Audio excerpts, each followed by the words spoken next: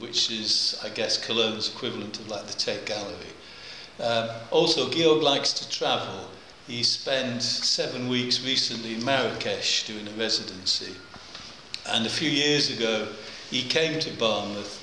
A lecturer who works at Liverpool Hope University did a project called Cathuniad, which it's a gasworks project which was organised by Anthony Caro and Robert Loder originally. And it's an idea of an international workshop where artists from across the world and British artists come together for a few weeks, work together. And they stayed in a place just along the river from here that is owned by Hope University called Cardion. And so I got to know this area, and then 2 years ago came here as for holiday and did some drawings and things. So he was very interested in the place. My name's Pete Clarke. I live in Liverpool. I don't know this area at all, so it's curious that somebody from Germany knows Wales much better than somebody who lives. I know the North Wales coast very well.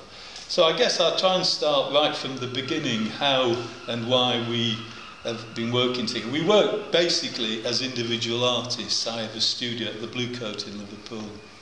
I retired, or I was pensioned off, or I was shoved out the door, however you want to describe it, by the University of Central Lancashire, where I was principal lecturer of fine art in 2014. And now I have a studio in the Blue Coat, which is an art centre in the centre of Liverpool. Historically, Liverpool has been twinned with Cologne. Not that we ever knew that as artists. The original, I suppose, idea around the partnership, the Blue Coat Gallery in Liverpool had an arrangement with the BBK Gallery in Cologne. The BBK is a sort of professional association. It would be similar to maybe what doctors have, like the BMA, or maybe architects. It's an association where if you apply and become a member of the BBK, they can help you, as well as having a gallery to show work and to promote you, but can help you in other ways. And so throughout the 1980s, there was a reciprocal series of arrangement and exhibitions between Liverpool and Cologne. And my first experience was in 1986. I took part in a small exhibition in Cologne in this fantastic Roman tower in Rudolfplatz in Cologne. And then in 1998, Georg and a journalist called Jürgen Kiesters, who works for the Kölner Stadtanzeiger, which is, the best way to describe it, it's a national regional paper, a bit like what the Manchester Guardian would be. It has a very large cultural element in the newspaper. And he's completely obsessed with Liverpool. And he arranged to do a series of exhibitions in Cologne of Liverpool art. And it was a quite interesting project, an interesting arrangement, because Jürgen and a lot of the German artists who wanted to come to Liverpool were more interested in music and the culture than the art. And of course all the artists in Liverpool were very interested, because certainly in the 1980s and 90s Cologne was the centre of the art world in one sense. There was reputedly over 100 art galleries in the city. I think in Liverpool we've 2 independent ones, so to give you a slight difference. And he organised with Georg a project called 8 Days a Week, which, as we know, comes from the Beatles. And Jürgen is completely obsessed with Liverpool, and he organised this festival. And then, because we're very polite and we're I was going to say we're English, but I suppose we are. We then organised a reciprocal series of shows in Liverpool of Cologne artists. And then that's happened off and on over the years. And then I got to know Georg in 1998. And I guess we started talking about that sort of classic question as an artist. We're led to believe that artists are very individual, very creative. And I've always had this theory, you can actually carbon date artists. You can cut off their legs and count the rings. And artists are very much a product of the institutions they come from. And so Georg's experience in the art world is much more like free painting in the Kunst academies in Germany, whereas I guess I come from a slightly more traditional British academic background. So we thought it just, out of curiosity, it would be interesting to maybe work together to sort of get a sense of what are your natural mannerisms, conventions, fail-safe mechanisms for rescuing paintings, the sort of general assumptions you've got in terms of where you've been socialised through your education. So we started to work together in 1998-99, just out of curiosity. And that seemed to be quite interesting. And then we had a few exhibitions. We had one where Georg came to the university in Preston and in the summer. We took over the studios at the end of the summer, and it was the day of 9/11, and we was painting, and suddenly everybody came around and said, "Have you seen what's going on the television?" So that's quite a memorable time. And then... And just to, yes, we have some catalogs. For example, this is a catalog on the main side here on the cover. This is starting of our week in Preston.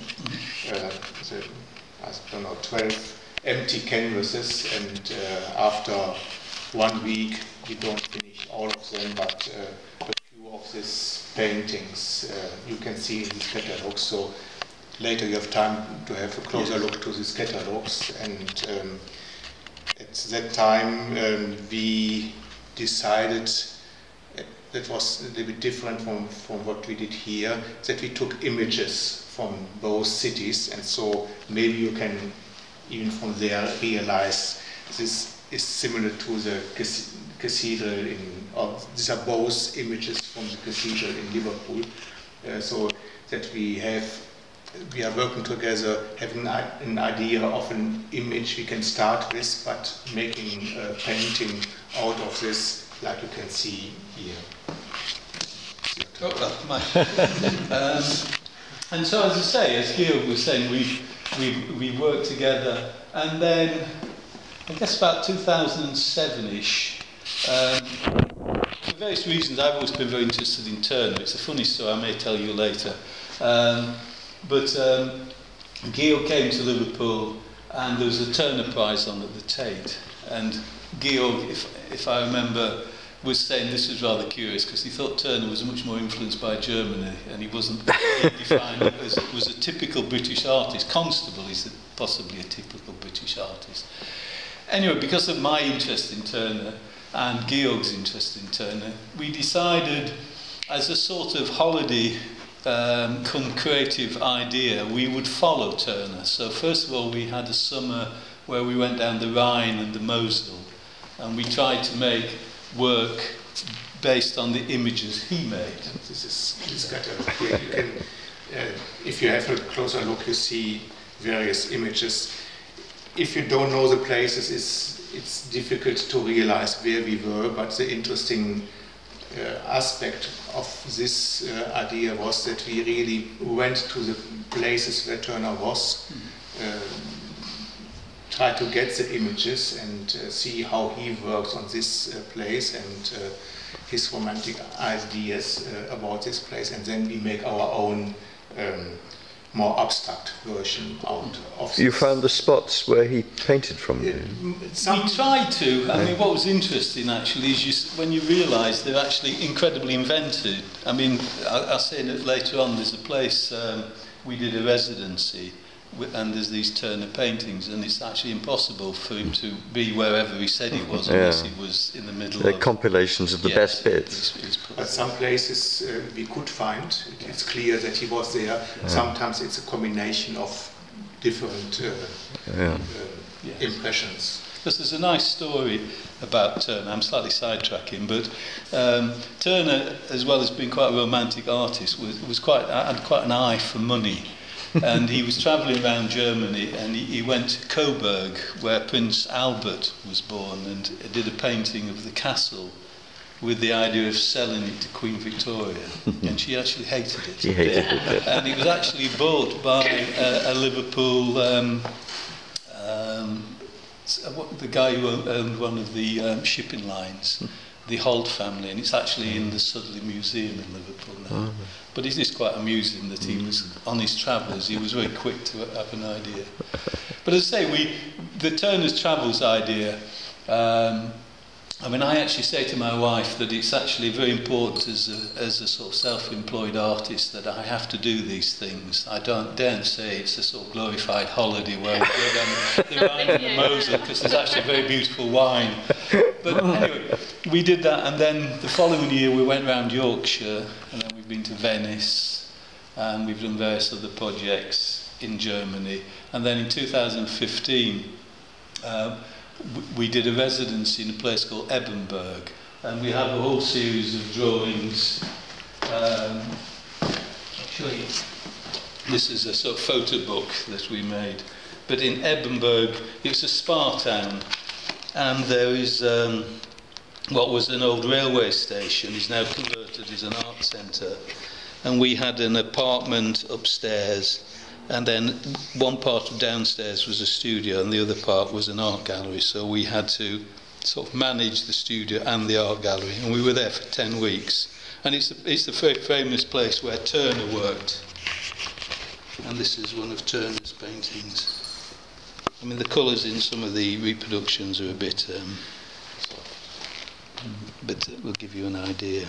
And what is really impressing on this place, difficult to realize this on this small image, but this is a really very high, you can say, rock, which is an impressive image for painting. I think Turner was also, that was one of the reasons why he went there. It's you don't have it so often that you have rocks like this in parts of Germany.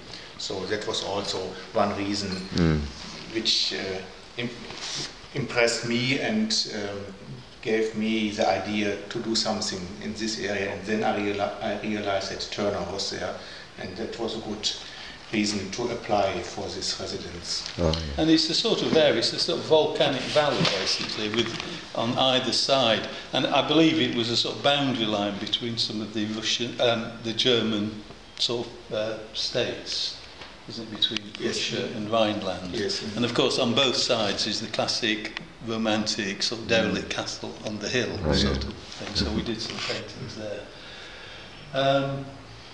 And so we have sort of catalogues for people to see and to try and talk about how we work. I mean, so one of the ideas was to come here because Georg knew the area. I'm not sure if Turner's ever been here, but quite probable. Oh yes, He's been yes. everywhere. There are some paintings, around the area. I know there's a painting of Harlech, yes. by Turner. I So think there's some paintings of Caddo as well, isn't And the there? other idea was because I was here 2 years ago for holidays, and I came to this place, and I had the idea that we have a chance. I thought it could be possible to use this place, because last year we were in Berlin and outside in Brandenburg, a very nice place, but there we had a B&B, but it was so rainy weather, we didn't have a place to work, and so I thought it must be necessary to have a very nice countryside and also a good place where we can work together, and so we are very thankful that you let us do all this. It was a brilliant idea of yours to come. So we came here to follow the sun. So we arrived here on Saturday, and it's basically rained the whole week. I had this, I mean, normally the way we work, we go to a place and we work individually making drawings, and then we try somehow to make work together. And sometimes it works and sometimes it doesn't. I mean, it's quite experimental in the sense that it's quite... I mean, in 6 days, basically, we did 3 days of drawing, so we've done about maybe 15 drawings each, and then we've 3 days to make the paintings. And of course, I had this great notion of, because I know North Wales quite well, and I know Snowdonia from the Klin Peninsula. Yeah, Klin. So I had this great vision of painting these big mountains, a bit like we did in Edinburgh. But I haven't seen one yet, because ever since we've been here, they've been surrounded in mist. So Georg knew this place along the river, which actually overlooks kind of Idris, but which we could never see. And then we found this some rather curious image. I mean, I'll show you some bits of drawings I've done. And it's like a tree that's sort of growing away from the weather to a certain extent over into almost towards the estuary, and we thought it was had a very Japanese sort of feel to it. So it's rather curious to come to Wales and paint something that looks like Japanese, but we didn't really have much choice. And so, as I say, we've tried to make some drawings. These are some of the paintings we've been trying to work on, and I say sometimes they work, sometimes they don't. But it's been very interesting. I mean, part of it, it's a way of energising, because we both work in lots of ways very differently. I mean, you'll be able to see we've got bits of catalogues of some of our work. We work individually, and it is a bit speculative to try and to work together. Do you work on the same canvas at the same time, or do you alternate? Yeah, we sort of. So these are the paintings we did in these days, and so normally we start that in this time. Pete starts with 3 canvases, and I start with the other 3 canvases, and we took one image. For example, this drawing from Pete, and you see. The landscape size they are based on this, and we took another image of mine, this one. You see it's the same place, but totally different view, and so that makes it interesting to work together, to put two different things together. So the way we are working, Brian Biggs from the Blue Coat, he compares it with jazz music. He says if they do a session, they have one theme, and one starts, and the other takes it over, and then the next one is taking this. So Pete starts with one, I start with the other one, and then after a while we are changing, and then changing again, so that we are working in different levels and coming at the end together to something what is something different from each sketching, and more or less an abstract painting. I mean, Bernard said it quite good. He said that Georg is a painter and I'm a drawer.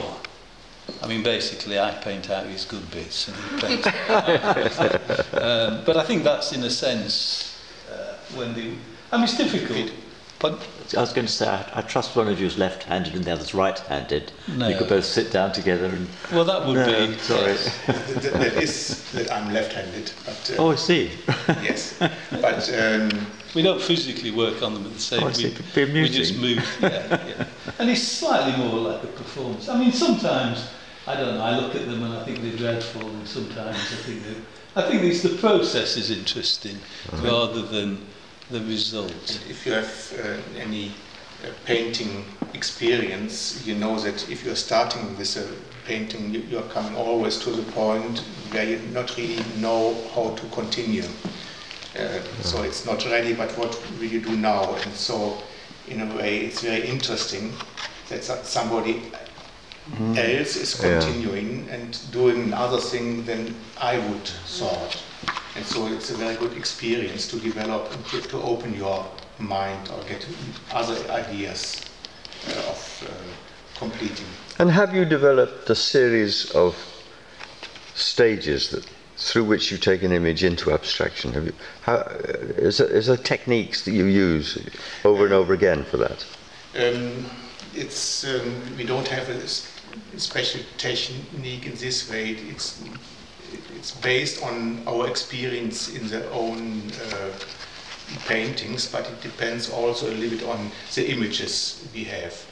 So Some images are easier to get more or less figurative, and others, for example, these are a little bit figurative. You will recognize that where we have been if you know this place. And so I think the interesting thing is to get the balance between color, form and image. This is a balance. Yeah. I mean, in one sense, it's been quite a, in 6 days to try and do something. I mean, when we was in Edinburgh, we had 10 weeks, so these were sort of my drawings, Georg's drawings, and then we made, these are 1 metre square paintings, so we had much more time to develop them. And that's a picture of quite a large painting that we did, so we had more time to actually make work.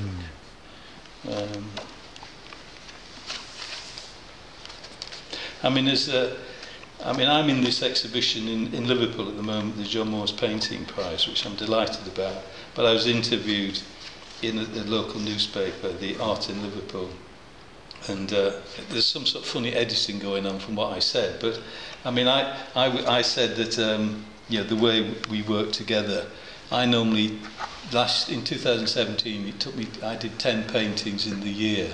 And then I said, well, Georg will do 10 paintings a week, which is a slight, I don't remember saying that, but in a sense, it's quite interesting to work together in that sense, and hopefully, maybe next time we have a bit more time. This was that red rock in Edinburgh, which was this really bright sandstone colour, which was astonishing.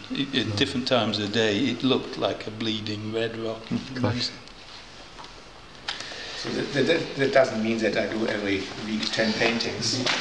It's a little different way of working. I work on various paintings, and so it can happen that I finish 10 paintings in a week, or that it comes to a point where I can do a lot more because I have prepared other things. Yeah, I'm a bit more of a plodder, I think.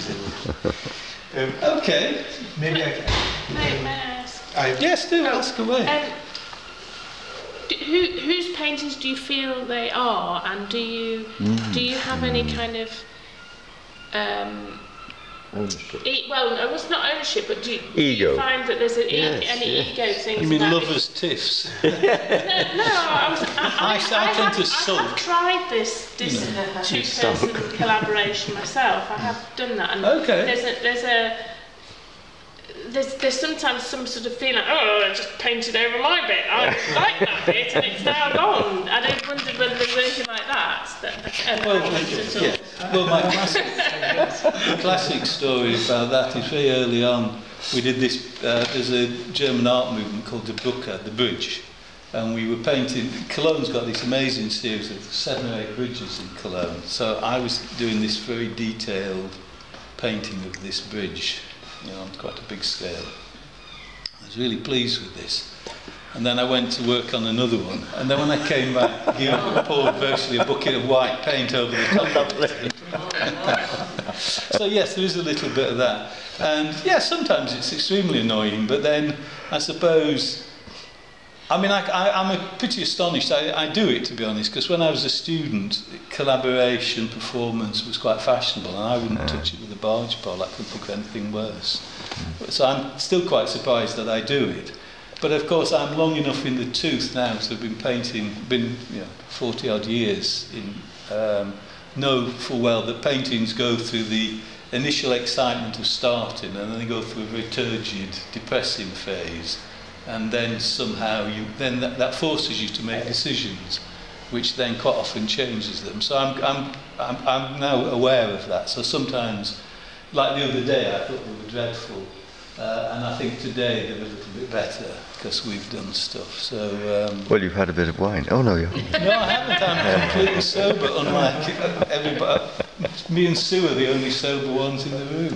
I think it's also a question of character, of course, but also of age. I think we both had our experience. We did a lot of paintings, and we know that you can make out of something what is not really what you like, that you can move it, and sometimes it's better after this if you continue. And so this experience not to get always upset if something went wrong is an important thing, I think. Yeah. I think they work best when, in a sense, you see the differences working together. I mean, sometimes, we've been through all sorts of funny phases where, there's a definite, you could see my bits and you could see his bits, and then we went through a terrible phase when I started to paint more like him and he started to paint like me, and that was even worse. And then, I think when there's a sort of tension between the two, I mean, sometimes they slip one way or the other. You can obviously see who's the dominant person who worked on that one or on the other way. And you have a lot of different kind of collaborations. If you see in history or in other artists, they work together more conceptual or whatever. And our base, I think, is that we both work in different levels, so that it is possible to change the paintings in between. I think you mean like glazing surfaces? Different layers, yes. And you're using I saw you using a hairdryer a lot, so yes. You have trouble with this layered business, don't you? You have I just try to speed up the world. Yeah. It's only because it's a little bit wet this time. So it's more warm than it's not. Yeah, of course, yeah.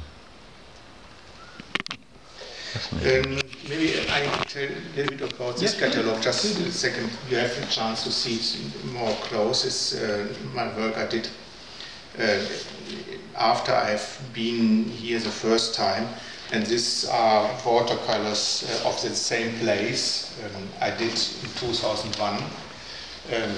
You have some examples over there, you can see it more close.